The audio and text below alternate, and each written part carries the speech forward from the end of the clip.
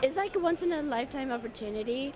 An opportunity to get closer to the swimmers than almost anyone else. Sarah Jobber is one of 5 Sioux City swimmers acting as basket carriers at the U.S. swim trials in Omaha.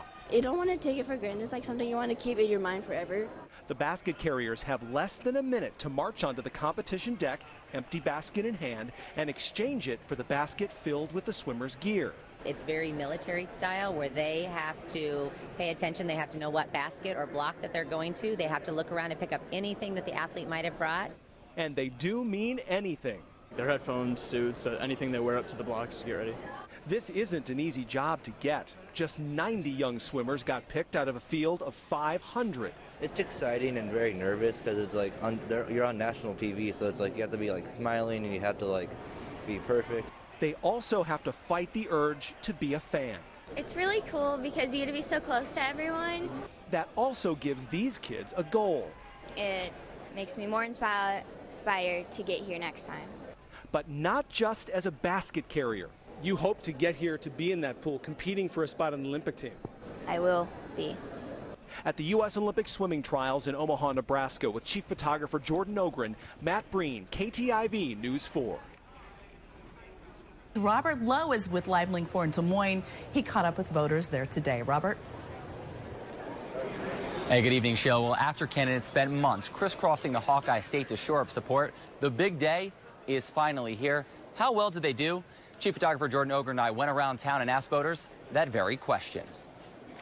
It's the final push. The candidates are pulling out all of the stops, hoping to earn your support. I'm looking forward to caucus night.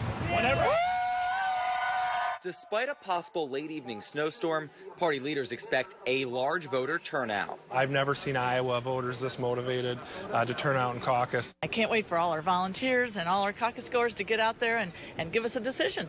There's no escaping the caucus craze. Here's what you'll find on caucus day. Walk into any coffee shop around town, and sir, are you caucusing today? Yes. Ma'am, are you caucusing today? People all around here, as you take a walk in this coffee shop, are caucusing today. We spoke to the majority of people in here who say they are going out to caucus tonight, but who they're caucusing for, that's a whole different story. Tell us why you're caucusing for Senator Rubio.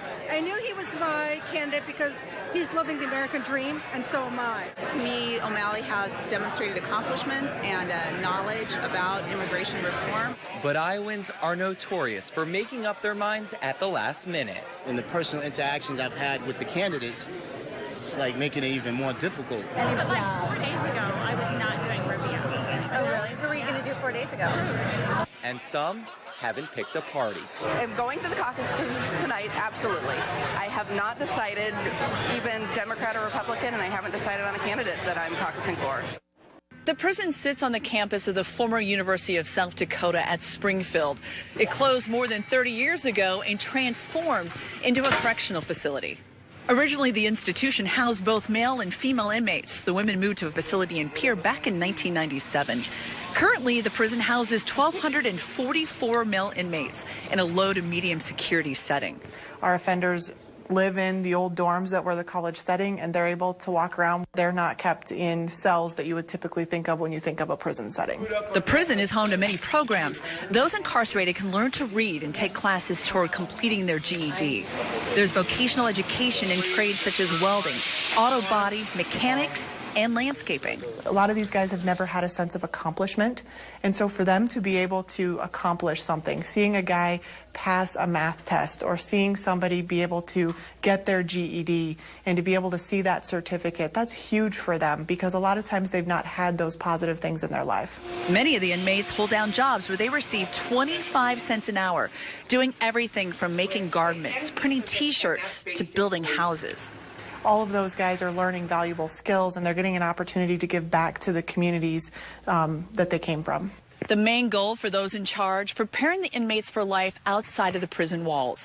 With chief photographer Jordan Ogren, Sheila Brummer, KTIV News 4.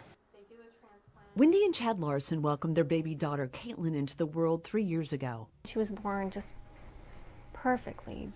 Their family, already blessed with 2 boys, now complete.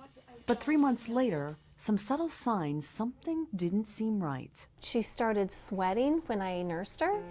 Just her head would sweat. And I just thought that was kind of odd, but didn't really think anything of it. Then Wendy noticed a random cough. 2 weeks later, Caitlin quit eating. The next day, screaming and vomiting, a child in crisis. Her lips turned blue, and so I called 911. The Larsons raced Caitlin to the nearest hospital a dozen miles away.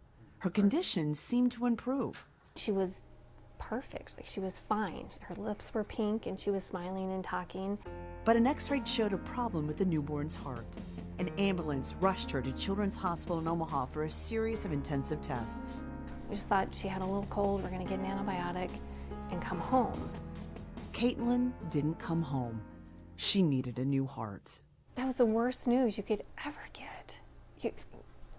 We would have never expected that. I mean, where did that come from? And we don't have health issues in our families. Doctors suspected a double whammy for the deterioration.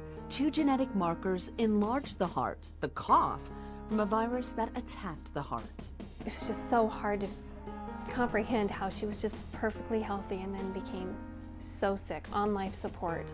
Just as the Larsons started to get to know their daughter, they almost lost her. She coded while they were intubating her and had to resuscitate her. She's healthy. What is wrong? What are you talking about? A machine circulated Caitlin's blood. Drugs to paralyze because any movement could kill. Fingers and toes turning blue. Time running out. When it's your child fighting for their life, it's terrifying, it's devastating. 28 days later, a new heart. We just had to turn to our faith and just trust that God had a plan. Then a sense of peace. About a month after the transplant, the family reunited. I just held her in our room and the boys were jumping on the bed and I just cried because I couldn't believe that we could be home together as a family. Today, Caitlin doesn't miss a beat, a typical toddler. She's very smart and strong. You'd never, ever know there's been anything wrong with her. It's just a miracle. It's the grace of God that she is as strong and solid as she is. For Caitlin's parents, the fear of the unknown transplanted into joy and love for the future. It's not often that people get a second chance at life and to see it firsthand and to live through the darkest part of your life and to be on the other side and to be able to look and be so thankful